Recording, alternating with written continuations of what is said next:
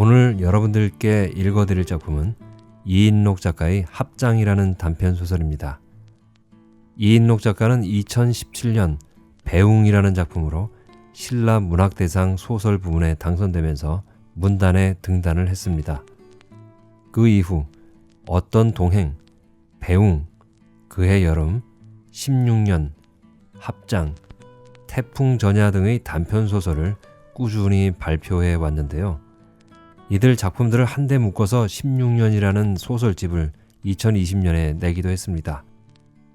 그 작품들 중에서 제가 이 합장을 먼저 읽어봤습니다. 그런데 재미있는 작품이었어요. 글에 흡입력이 있어서 끝까지 지루하지 않게 읽게 된 작품이었습니다. 지금부터 이 작품을 읽어드릴 텐데요. 여러분도 저와 같이 즐거운 작품 감상을 하셨으면 좋겠습니다. 그럼 소설 읽기를 시작할까요?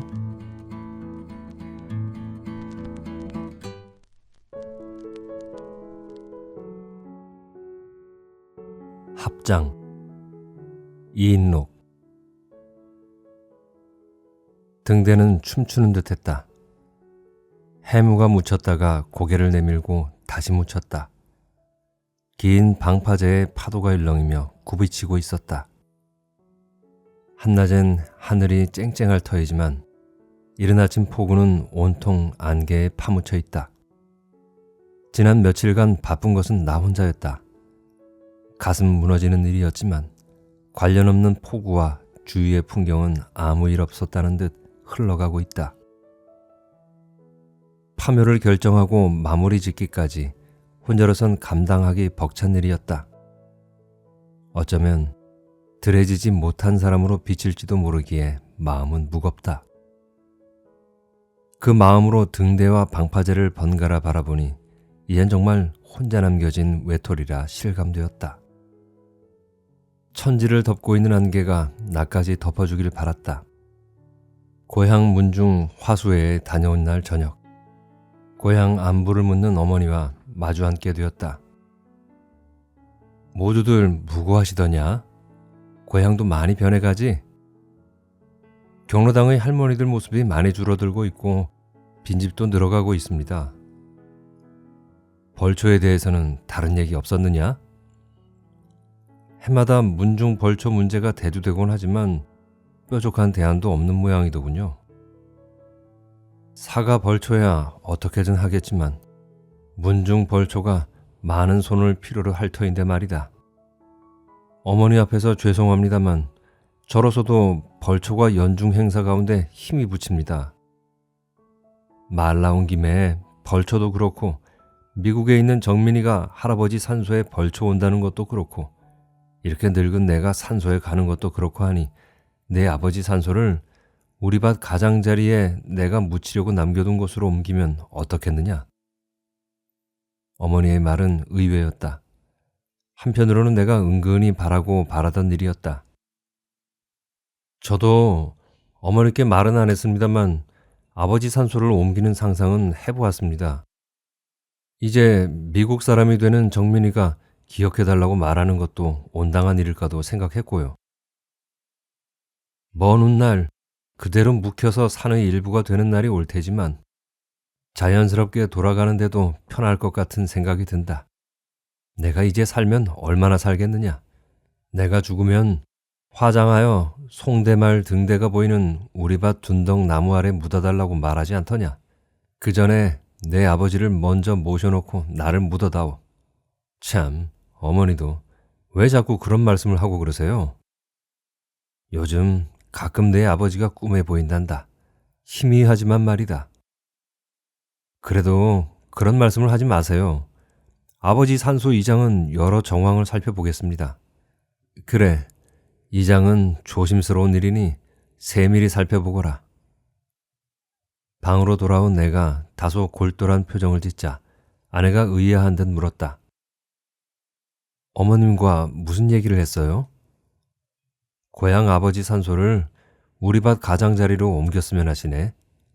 갑자기 왜 그러시는데요? 갑자기가 아닌 것 같더라고. 이상한 말씀도 조금씩 하고. 이상한 말씀이라니요? 뭐 별다른 말씀은 아니고. 나는 내심 반겼다. 1년에 한 번 벌초 때만 찾아가는 고향이 내게는 각다분하게 다가오는 것 또한 부인할 수 없었다. 3살 때 떠나왔다는 고향은 항상 낯설었다.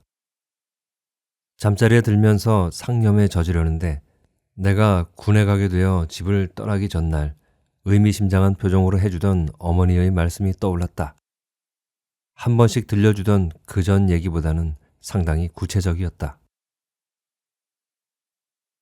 그해 사라오 태풍이 우리나라, 특히 동해안 지방으로 막심한 피해를 남긴 채 지나간 몇 달 후였단다.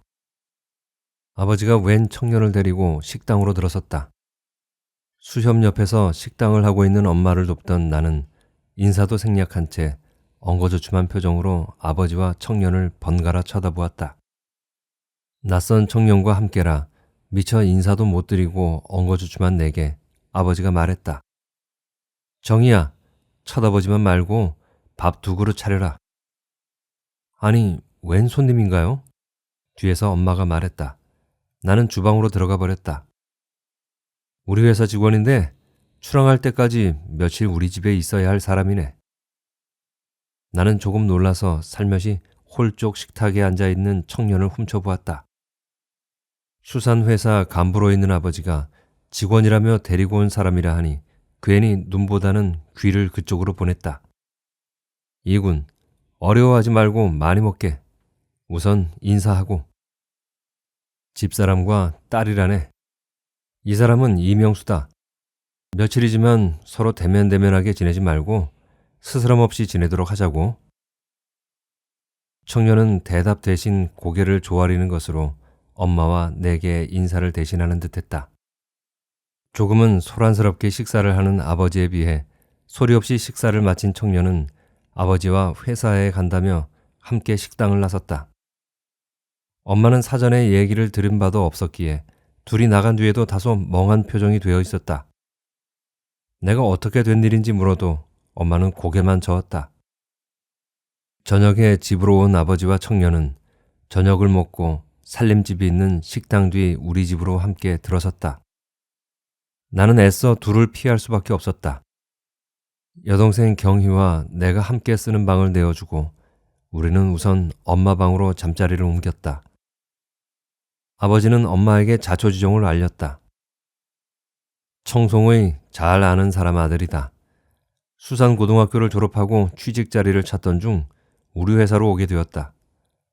우선 숙식을 해결할 곳이 구해질 때까지 며칠 데리고 있어야 할 형편이니 당신과 정의도 이해해주고 가족같이 대해주길 바란다. 너무나 일방적이었다. 엄마와 내가 항변하기에는 일은 앞서가고 있었던 것이다. 그 며칠은 상당한 시간이 지나게 되었고 따로 하숙집을 구해 나갈 때 나는 콧잔등이 시큰해지는 지경까지 되었다. 하숙집이 있었지만 한 번씩 저녁 식사는 우리 식당에서 하는 일이 잦았다. 그럴 때면 엄마는 괜히 기분 좋은 얼굴로 명수야, 많이 먹어라. 그래, 회사 생활은 좀 어떠냐? 하고 궁금해했다. 그럴 때 명수는 내 쪽으로 고개를 돌리며 예, 근무 잘하고 있습니다. 했고 나는 눈을 피했다. 한 번씩 제법 긴 출항에서 돌아올 때면 그는 어김없이 우리 식당에 와서 저녁을 먹곤 했다. 조금씩 명수의 시선이 살가워질 때 명수는 희미하게 내 마음속에 자리 잡고 있었다.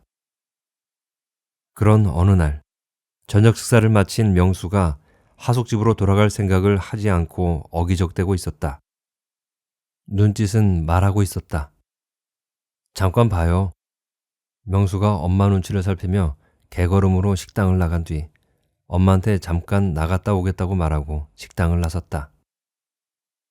여기저기 불을 밝힌 식당을 지나 우리는 어느새 방파제까지 걸어갔다. 방파제 너머 언덕의 송대말 등대가 불빛을 비추고 있었다. 무슨 말을 했는지는 기억이 없다. 파도 소리만 세차게 들려왔다. 한마디 말도 하지 않은 것 같았는데 누가 먼저랄 것도 없이 일어서서 나는 식당으로, 그는 하숙집으로 돌아갔다. 출항 때를 제외하곤 저녁마다 명수는 식당으로 왔다. 나도 어느새 은근히 그를 기다리고 있었다. 이상한 눈으로 우리를 살피고도 우정 모른 채 하는 엄마에 비해 아버지는 명수를 조금씩 경계하는 빛을 비치면서 잡돌이하는 느낌이 내게도 전해져 왔다. 그럴 즈음 이미 우리의 몸과 마음은 에오라지 하나로 합쳐진 사이가 된 뒤였다. 어른들의 직감은 우리가 실토하도록 만들었다. 내 몸에 씨가 자라고 있었던 것이다. 우리는 중대한 결정을 해야 했다. 아버지의 성정으로 보아 우리의 두 다리가 무사하리라는 것은 어림없는 일이다. 거기에 항구에서 식당을 하며 경우에 어긋나는 일에는 티끌만한 용납도 하지 않아서 직사포라는 별명을 얻은 엄마에게 우리의 일은 돌이킬 수 없는 일이다.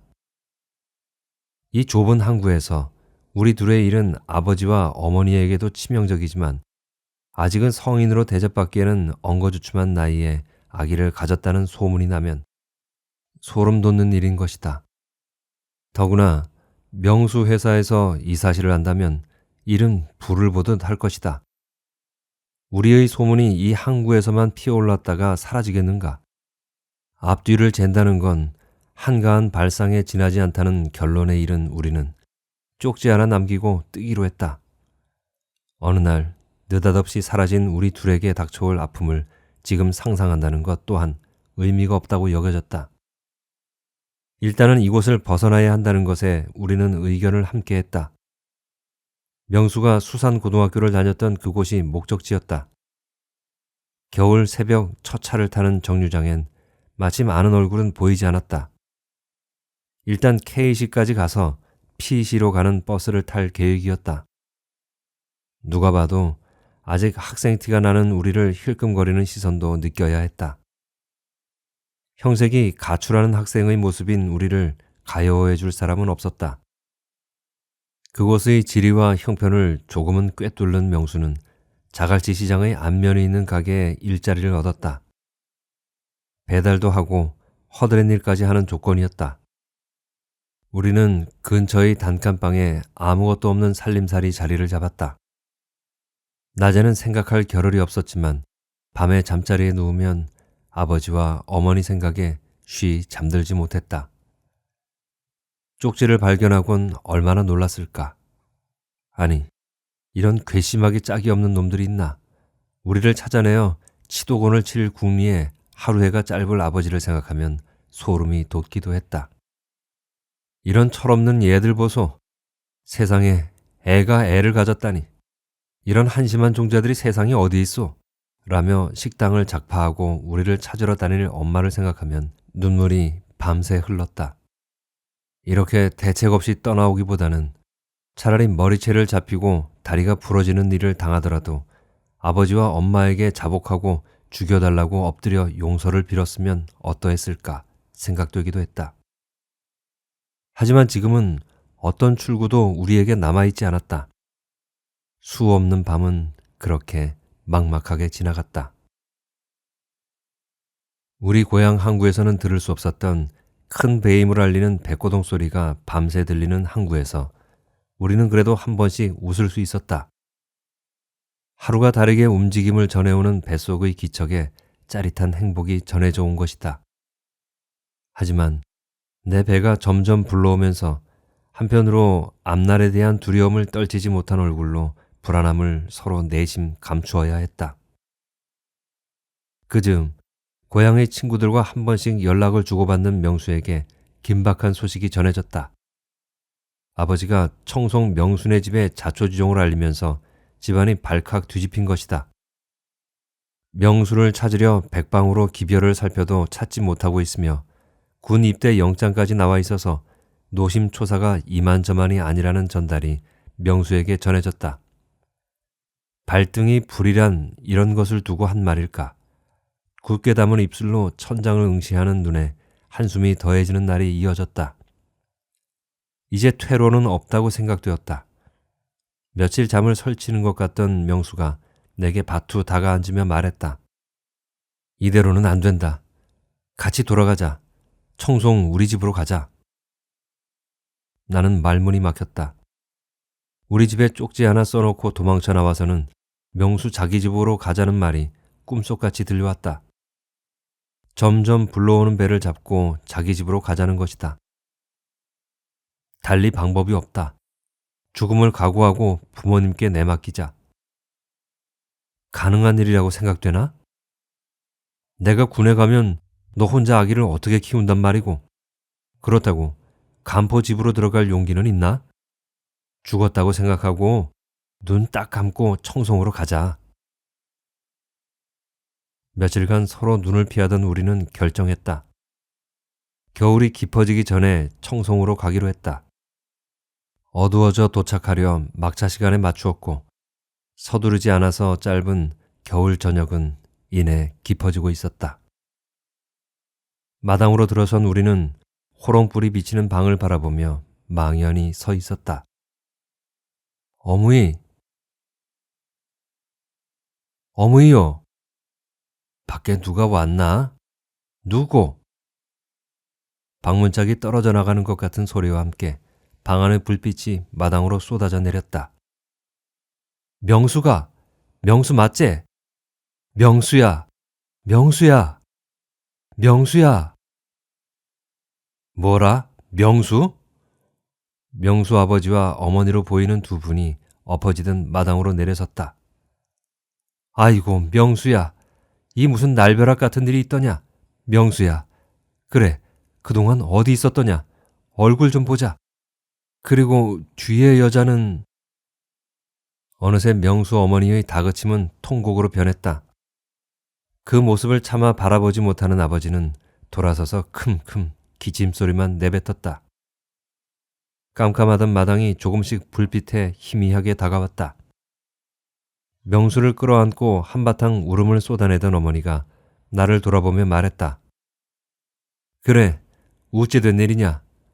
우째 된 일이냔 말이다. 내 배를 바라보면서 말했다. 나는 고개를 들지 못하고 바들바들 떨었다. 세상에, 이 무슨 해괴망측한 일이란 말이냐? 동네 남사스럽게. 우선 방으로 들어가자. 아버지는 끝내 얼굴을 돌리지 않았다. 잠시 눈을 감았다. 멀리서 개 짖는 소리가 들려왔다. 죄인의 모습으로 방에 들어선 우리는 꿇어앉은 채 묵묵부답이었다. 둘의 얼굴을 차례로 바라보던 어머니는 황망함을 감추며 안타까운 얼굴로 말했다. 그래, 아직 저녁도 못 먹었제? 좀 있어 봐라. 하며 부엌으로 나가셨다. 끌끌 혀를 차는 소리가 방 안까지 들려왔다.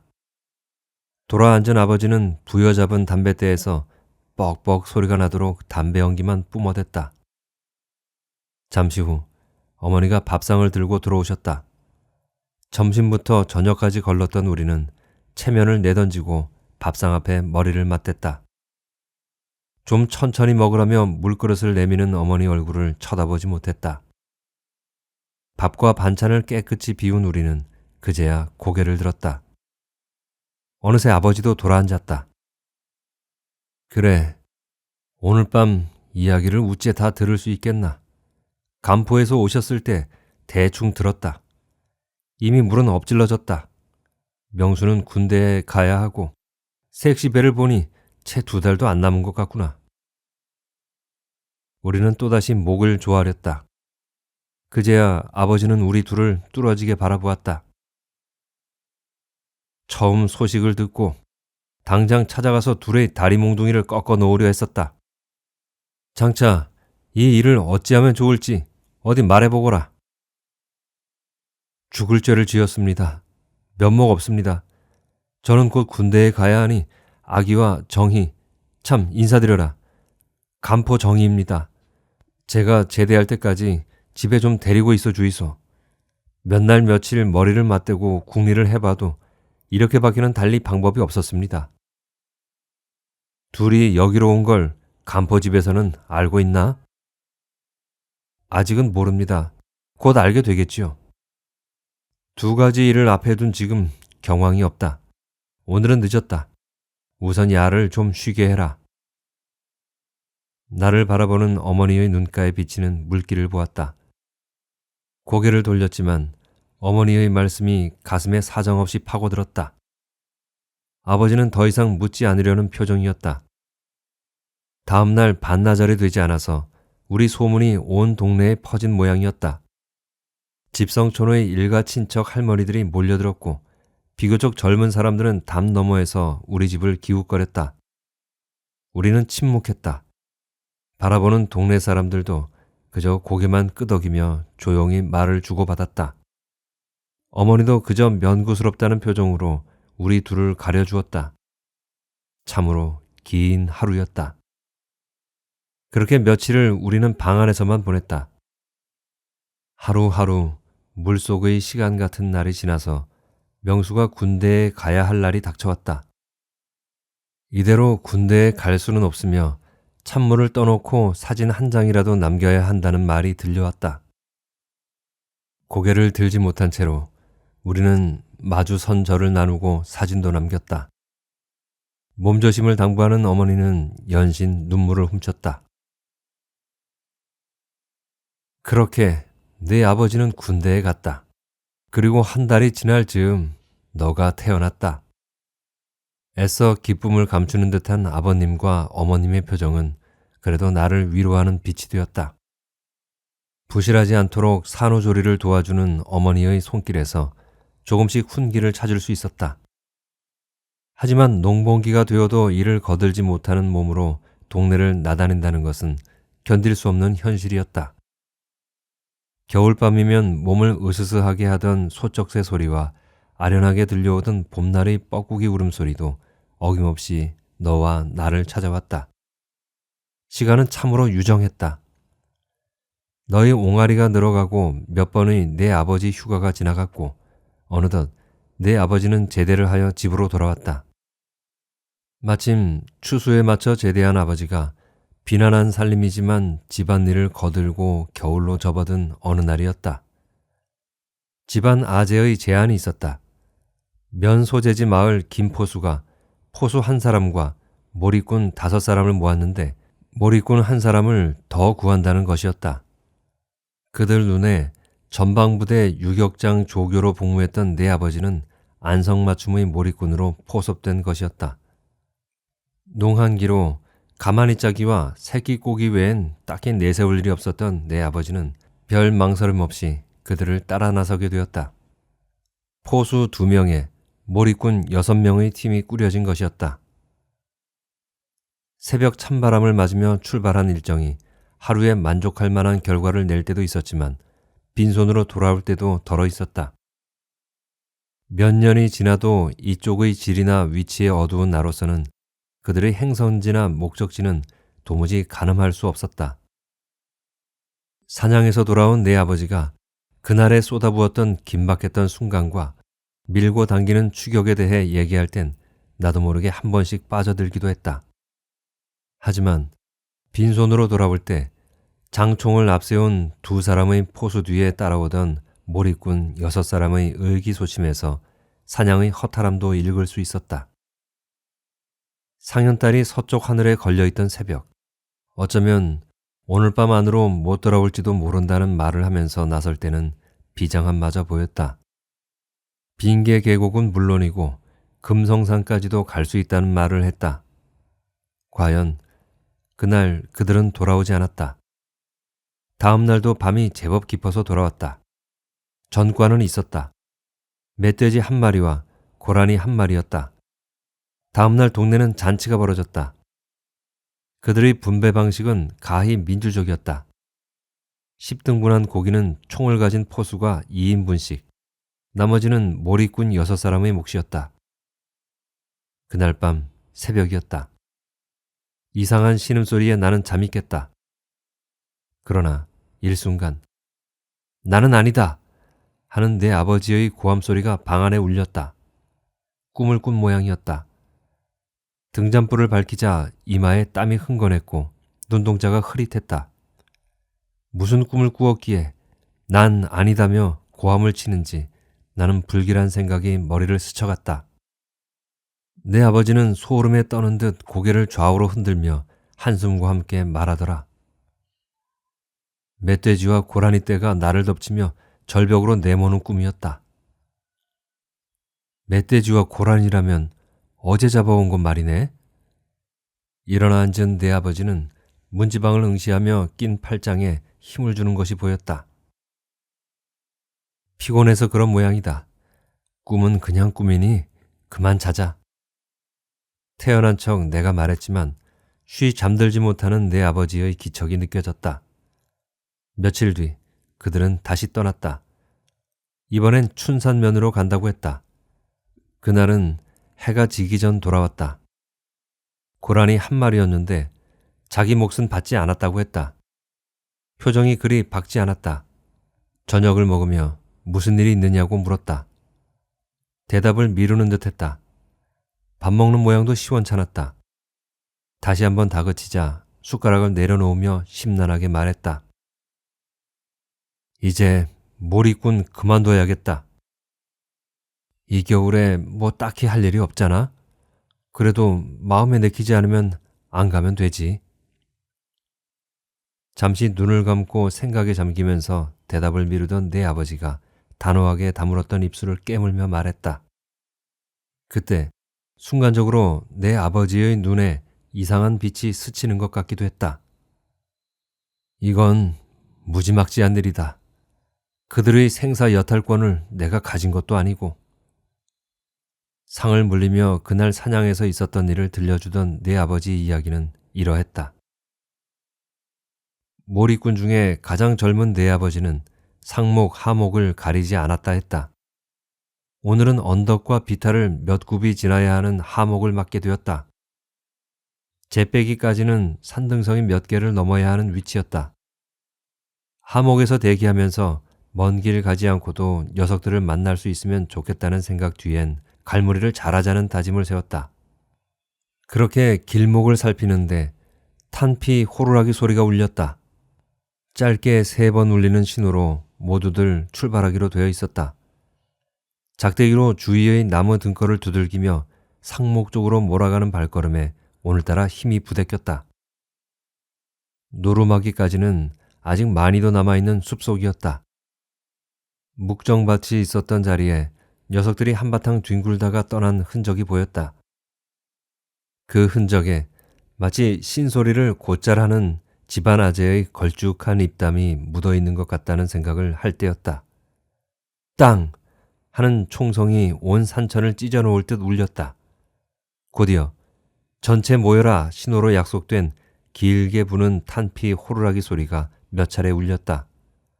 그쪽으로 방향을 잡고 비탈진 산기슭을 거침없이 뛰어올라 완만하게 이어지는 산등성이에 올라섰을 때였다. 얼핏 핏자국이 보였다. 고라니가 지나간 듯 표시가 보였다. 이어서 드문드문 핏자국이 이어졌다. 내 아버지는 자신도 모르게 함성을 한번 지르고 작대기를 잡은 손에 힘을 주며 살금살금 숲을 헤치고 나아갔다. 그때 막다른 산모퉁이 돌아나가는 언덕 아래 무언가 보였다. 숲 사이에 엉덩이와 뒷다리에 피를 흘리며 쓰러져 있는 고라니였다. 힘든 숨을 몰아쉬며 내 아버지를 쳐다보는 눈이 애처로웠단다. 막대기를 치켜 세우자 순박한 눈망울과 선 고운 등에 마지막 숨을 들여보내는 표정을 짓다가 스르르 눈을 감았다. 꼭 무슨 말을 하고 싶어하는 얼굴이었다는 것이다. 내 아버지는 막대기를 내리며 주위를 둘러보았다. 그때 숲속에서 기척이 들렸다. 고개를 돌리며 작대기를 세우자 숲속으로 형체가 사라지고 있었다. 어디선가 휘파람 소리가 들렸다. 고라니 휘파람 소리였단다. 순간 소름이 쫙 돋더란다. 소리의 주인공이 고라니 가족일 거라 생각하니 함께 밤을 보내고 아침 일찍 먹이를 찾아 나왔다가 가족을 잃었을 고라니가 처연하게 생각되더란다. 다리에 힘이 빠지면서 내리쬐는 햇볕에 잠시 어지러워졌다. 그랬다. 돌연 여기가 어딘지 흐릿했다. 잠시 후 고라니 위치를 알리는 내 아버지 소리에 모두들 모여들었다. 내 아버지는 고라니를 외면했다. 고라니를 수습하고 나설 때도 뒤에 처졌다. 애처롭게 올려다보며 무슨 말을 하는 듯하던 고라니의 두 눈이 선명하게 내 아버지 두 눈을 파고들었다고 하더라. 그리고 숲속으로 멀어지던 힘잃은 발자국 소리가 산을 내려올 때까지 내 아버지 귀를 맴돌았다고 처연히 말하더라. 사냥을 가지 않고 며칠을 보내던 내 아버지가 잠자리에서 뒤척이는 밤이 잦아졌다. 어느 날 밤엔 가위에 눌린 듯한 신음을 뱉기도 했다. 날이 갈수록 밤을 힘들어했다. 그러던 다음 날 아침 평상시같이 일어나지 않고 말했다. 몸이 좀 이상한데? 몸이 이상하다니? 어떤데 그런 말을 하노? 몸살과는 달라. 온 삭신이 착 가라앉는 느낌이. 그날부터 내 아버지는 하루가 다르게 몸이 쇠해져 갔다. 특별한 통증도 없이 그냥 몸의 기운이 빠져나가는 느낌인 듯했다. 며칠 쉬고 나면 괜찮을 거라고 생각하던 아버님, 어머님도 이상한 일도 다 있네 하며 증상을 말하며 묻고 다녀도 신통한 처방은 없었다. 아예 자리를 보존하고 거동이 어려워지고 눈이 심리나 들어간 몰골이 되었을 때 심상찮은 일이라며 다급한 처방을 하기도 했다. 신한곤한할 것 같았던 내 아버지는 첫 증상 후 한 달 만에 눈을 감았다. 나는 인정할 수 없었다.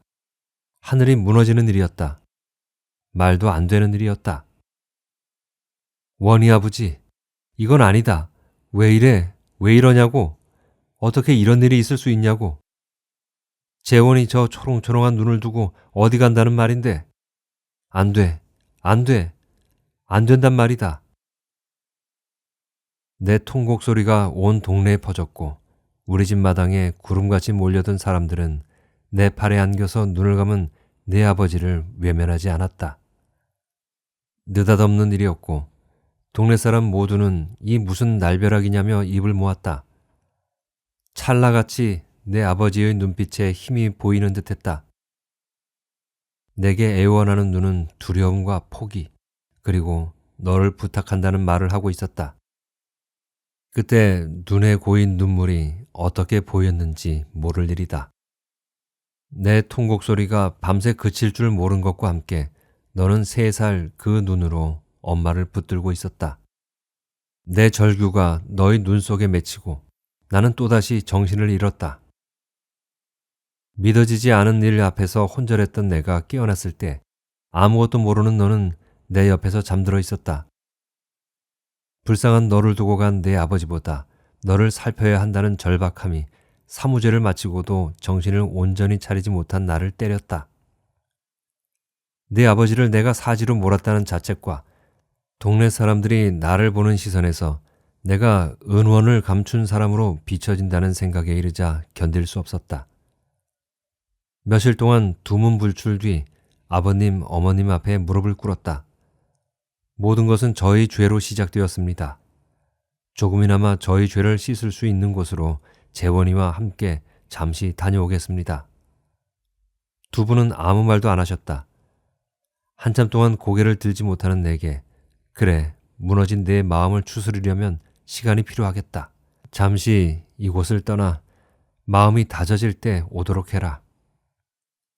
아직 아무것도 모르는 재원이 잘 보살피고 어머님이 말씀하셨다. 아버님도 내 잘못은 없다. 단지 처음 사냥에 따라간다 할 때 내가 말릴 걸 그랬다. 나는 처음부터 사냥이 맞득지 않았다. 저 귀가 씨지 않고는 일어날 수 없는 일이라고 생각한다. 영산을 위로 한들 소용이 있겠느냐. 북망산천은 누구나 가는 일이지만 재원이 애비의 황망한 떠남에 괜히 해본 소리다. 이제 와서 이런 말 항용무용하지만 말이다. 아버지도 나를 위로해 주셨다. 어머니는 스스로 회한의 강물에 쓸려온 듯한 표정을 지었다. 어깨를 오그리며 얼굴을 감싼 두 손을 한동안 풀지 않았다. 가늘게 떨던 손으로 눈자위를 누르며 한숨을 내쉬었다.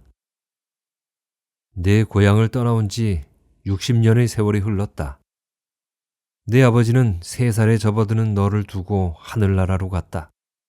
그런 날벼락이 없었지. 느닷없는 이별은 평생 가슴에 멍을 남겼다. 너 하나만 바라보며 살아온 세월의 조각들은 파도치는 바다 위의 이리업 편주 같았다.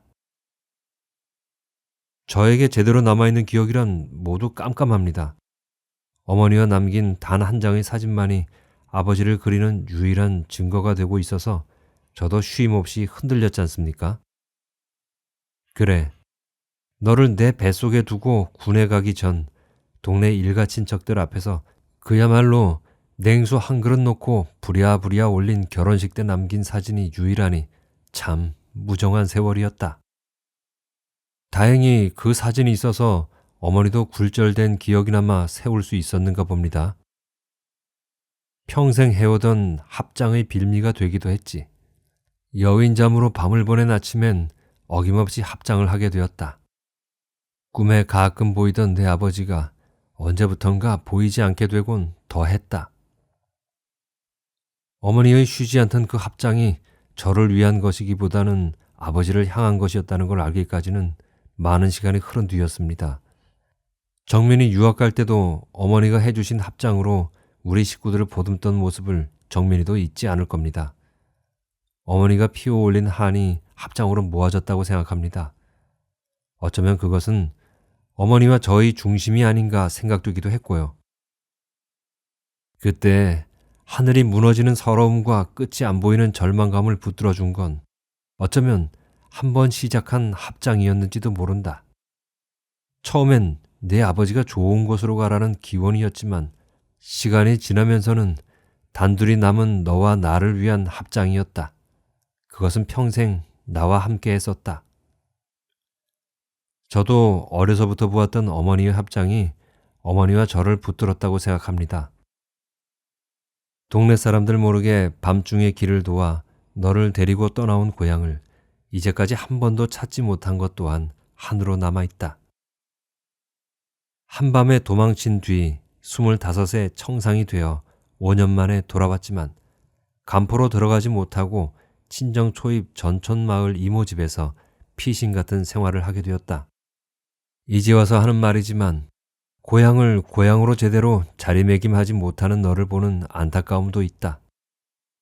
3살 때 떠나온 고향을 벌초 때만 찾아가서 애비 벌초를 하고 와서도 그리 밝지 않은 내 심정을 내가 왜 모르겠느냐.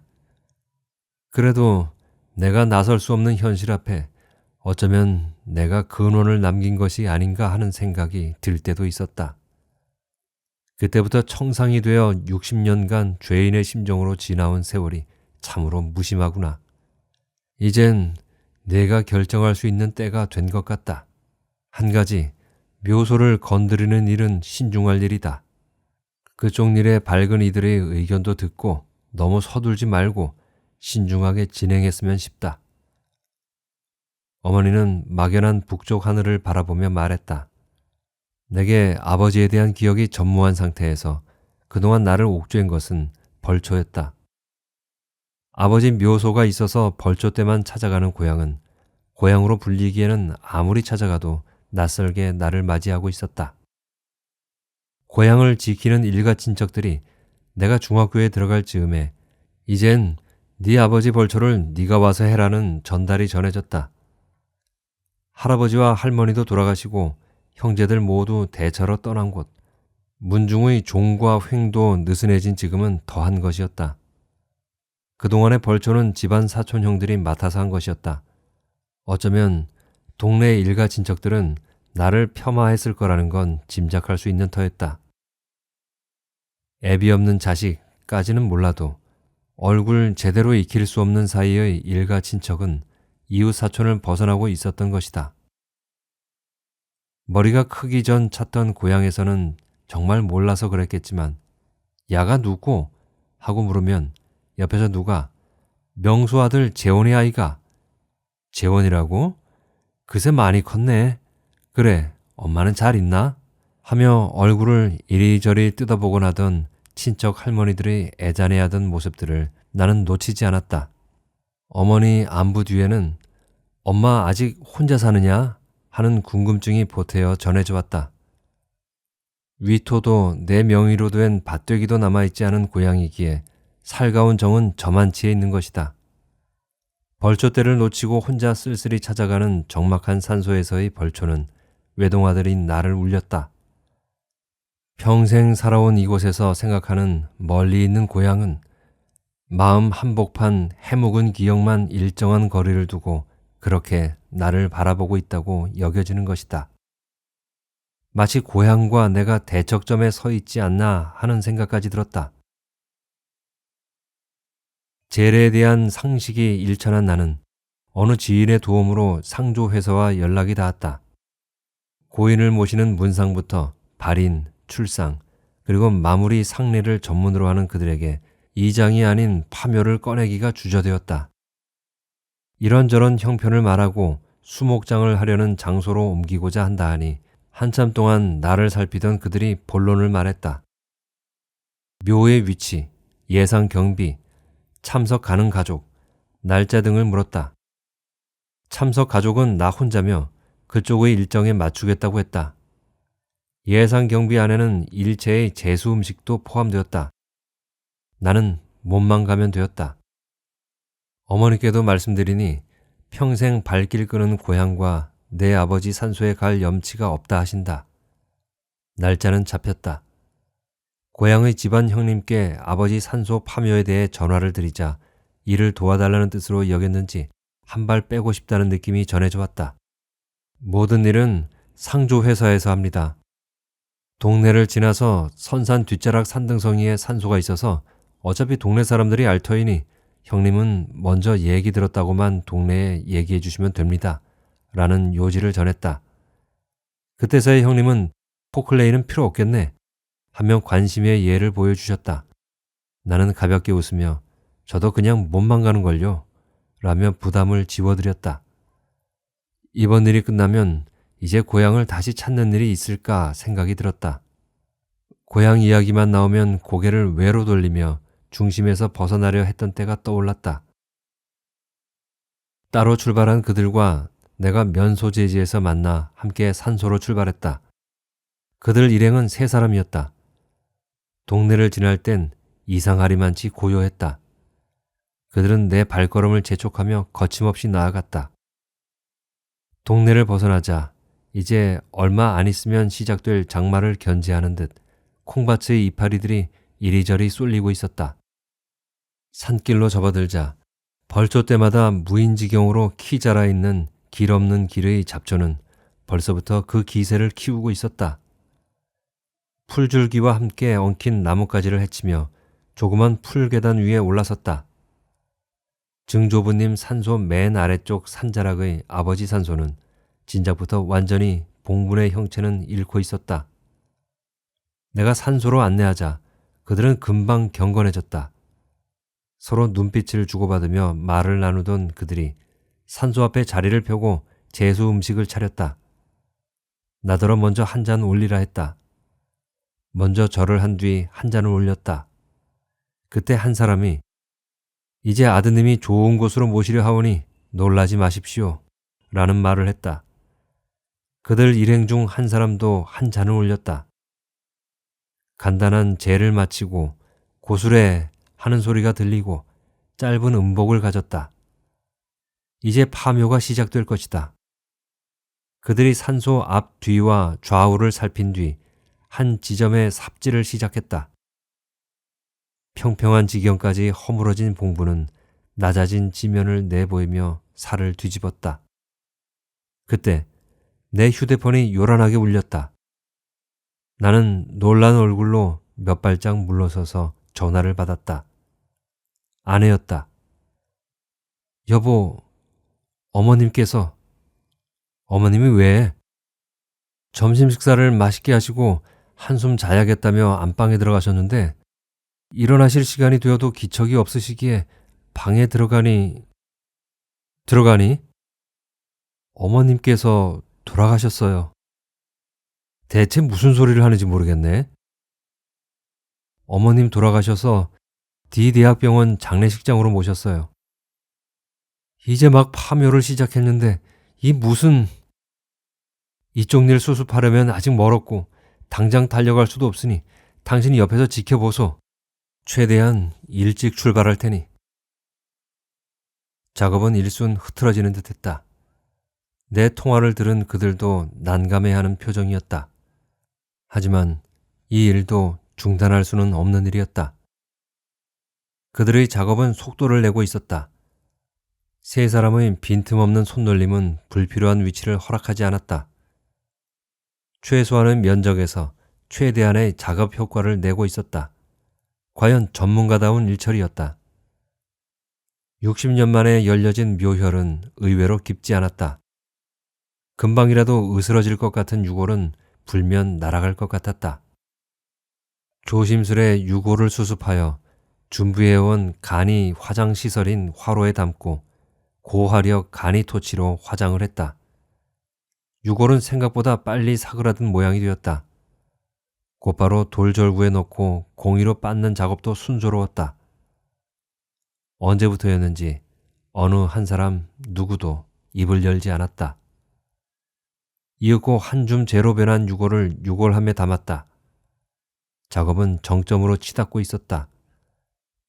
헤쳐진 봉분을 평평하게 손질하는 것으로 작업은 마무리되었다. 그들이 가져왔던 도구를 챙기며 어머님 사고 소식에 놀라셨겠지만 유골함 잘 챙기고 조심해서 가시라는 인사까지 해주었다. 새삼스럽게 이제 다시 병원까지 가야 한다고 생각하며 둘러보는 산소가 낯설게 보였다. 돌아오는 길 마침 동구에 계시던 동네 사람 몇이 그래 조심해서 가라는 손짓을 해보였다. 정확한 형편을 알 수 없는 어머니 얘기는 하지 않았다. 다시 한번 고향 동네를 일별하며 돌아섰다. 몇 차례 휴대폰이 울렸지만 핸들을 잡은 손을 놓지 않았다. 대학병원 응급실에 들어섰다. 찾아도 보이지 않았다. 간호사에게 물으니 조금 전 장례식장으로 옮겼다 한다. 한 걸음에 장례식장으로 향했다. 경황 없는 눈치로 서성이던 집사람이 내게로 달려온다. 아내는 괜히 미안해하는 얼굴이었다. 집에서 있었던 일을 얘기하는 아내는 실감나지 않았다 했다. 편안히 주무시는 모습으로 영면에 든 어머니 머리맡에 색바랜 아버지 사진 2장이 놓여 있었다 한다. 문득 어머님이 평생 해오던 합장의 모습이 떠올랐고 오늘 고향에서 모시고 온 아버지의 유골함이 떠올랐다. 60년 전 떠나온 고향을 한 번도 찾지 못한 채 평생 합장으로 새겨온 지아비를 이제 이렇게 합장으로 만나는 것인가 라는 생각이 들었다. 3일장으로 치러진 어머니의 장례는 K시 하늘마루 장사공원에서 화장을 하여 유골함을 받았다. 문상객들이 장지를 물을 때 수목장으로 모시기로 했다고 말했다. 평소 어머니가 노래 부르던 송대말 등대가 바라 보이는 간포 우리밭 가장자리라는 말은 하지 않았다. 어느새 안개는 흔적도 없이 거쳤다. 힘차게 뻗은 방파제도 의연했다.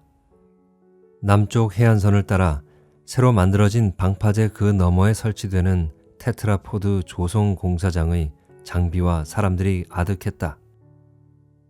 등대는 꼿꼿한 자세로 동해바다를 향하고 있었다. 날씨는 쾌청해지고 있었다. 옛날 두 분이 처음 만났던 폭우가 내려다 보이는 이곳에 함께 누워 원 없이 바라볼 바다. 그 바다가 한 번도 내 고향이라고 말하지 못했던 이곳이 이젠 정말 내 고향이라고 말해주는 듯했다.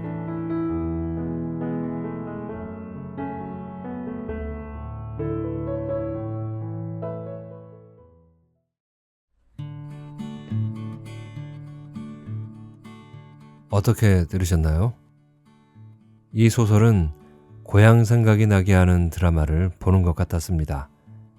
아버지와 어머니가 처음 만나게 된 이야기며 화자인 주인공을 임신하게 되어 집을 몰래 도망 나오던 그때의 두렵고 막막했던 심정과 또 동물 사냥 때문에 생긴 마음의 죄책감 때문이었는지 이름 모를 병 때문에 갑자기 돌아가신 아버지의 이야기, 또 마지막엔 60년을 아버지만을 그리며 살아오신 어머니가 너무나 극적으로 죽음으로써 아버지를 다시 만나게 된다는 그 이야기까지 길고 긴 장편 영화를 한 편 보듯이 잔잔한 감동을 느꼈습니다.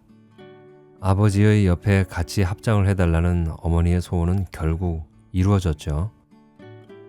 바다가 바라 보이는 고향 간포의 밭 가장자리에서 두 분은 그 긴 세월 나누지 못했던 이야기로 아마 밤을 새고 있을 것 같습니다. 그리고 합장에는 두 가지 의미를 내포하고 있죠.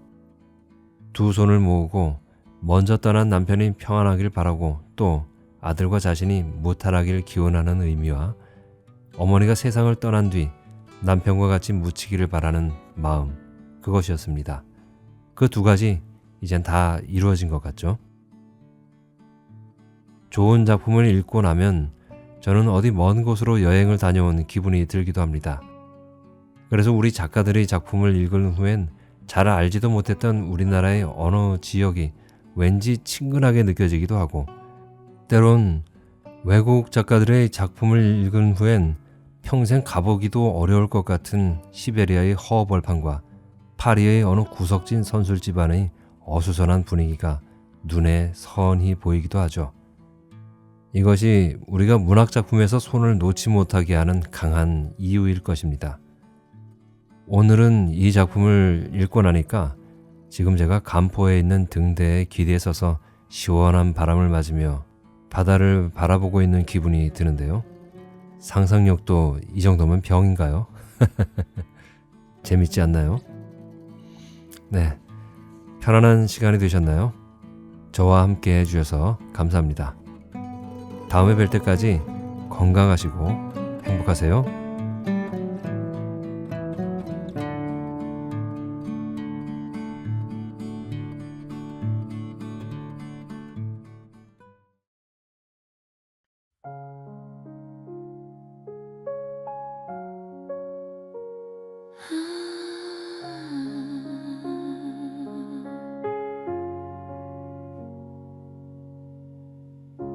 창밖에 비친 달빛 벽에 길게 기대 앉아 천천히 식는 차 한 잔 숨도 조용해지는 밤이 말을 아낄 때 나는 마음을 꺼내 아무에게도 못한 말 오늘 너에게만 보낼게 밤이 말을 아낄 때 조금 솔직해져도 돼 흔들리는 나의 하루를 이 고요함에 맡길게 지나간 것들 떠올려 괜찮다며 웃던 날들 사실은 조금 아팠던 그때의 나를 안아줘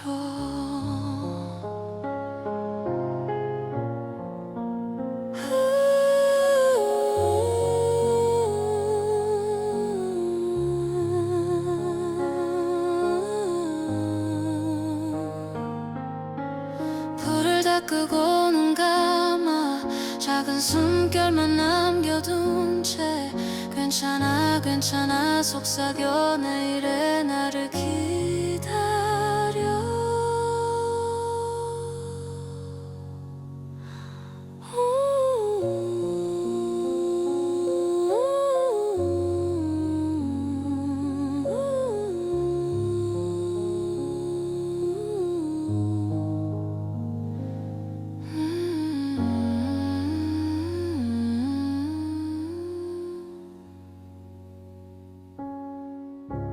창밖에 비친 달빛 벽에 길게 기대 앉아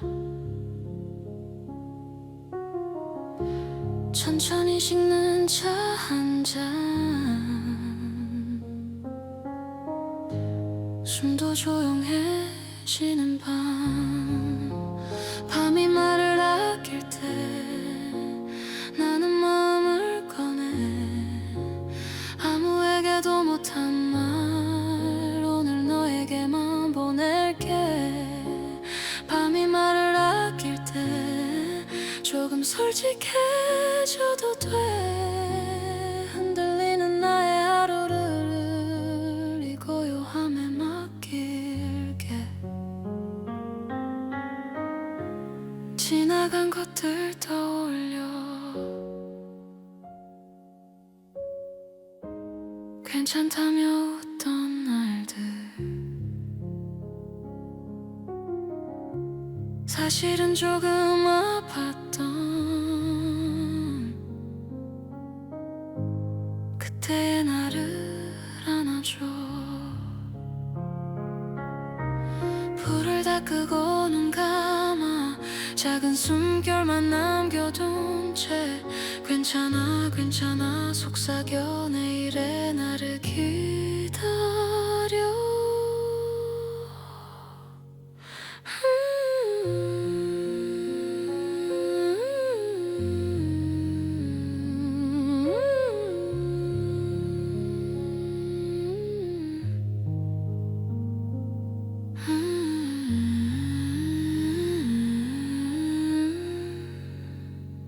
불을 다 끄고 눈 감아 작은 숨결만 남겨둔 채 괜찮아 괜찮아 속삭여 내일의 나를 기다려.